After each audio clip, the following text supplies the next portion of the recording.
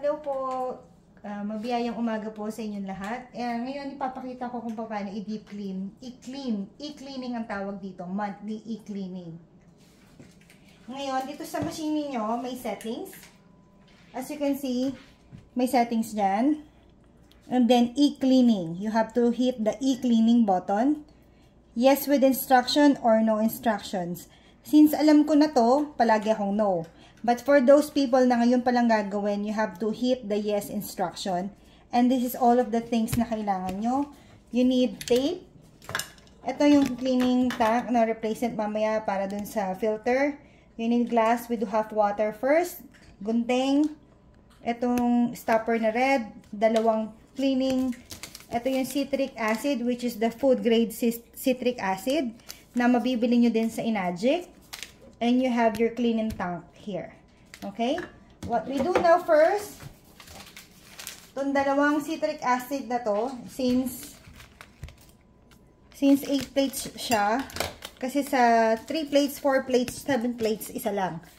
Dahil 8 plates yung sa machine natin, sa level of K8, dalawang citric acid ang kailangan natin.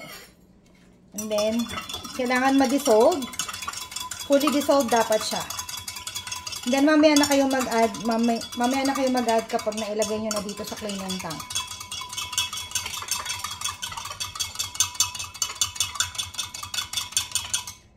Okay, let it rest. So, I'm gonna hit the yes with instruction. So, yan na yung ginagawa natin ngayon.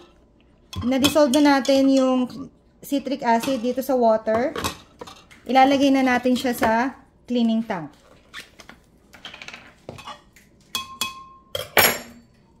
There you go. And then, 3/4 pa lang siya. Dadagdagan ko na lang ng tubig.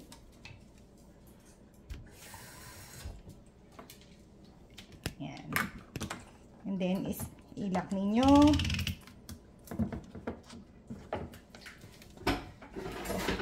Ganyan. Then, on this part, i-hit nyo na yung OK button. Nailagay nyo na doon. Okay. Tatanggalin mo to nasa baba. Dito lang po sa gilid ang pagtanggal niyan. Madali lang. Tatanggalin nyo tong isang ano na to, itong electrolysis enhancer tank. Tatanggalin natin. Punasan nyo po muna. And then, ilagay nyo yung cleaning tank. Saka nyo to ibalik. And then, hit OK. Tapos, itong nasa taas, tatanggalin nyo para yung filter naman ang tatanggalin natin.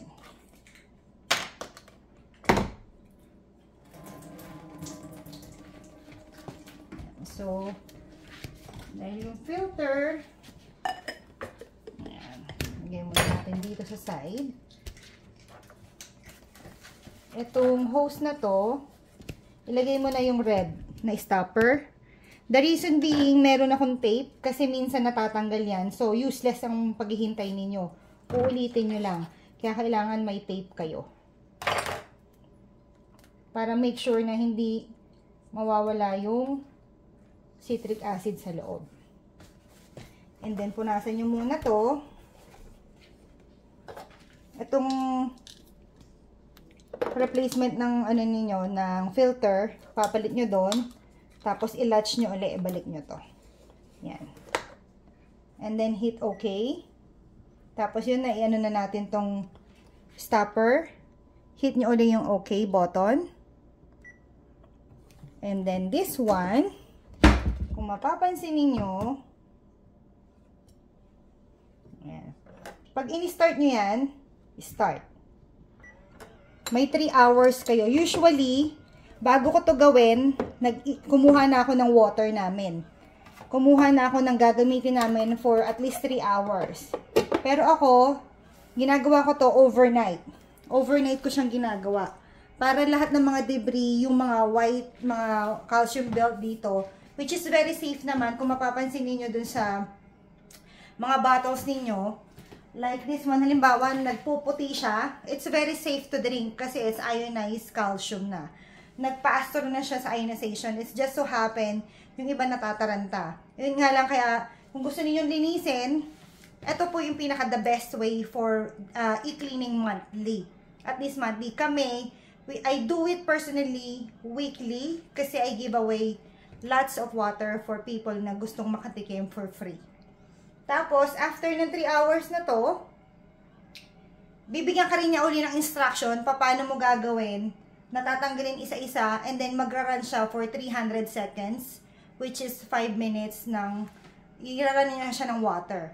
And then, pagkatapos nun, ready to go, ready to drink na siya uli ng Kangen water.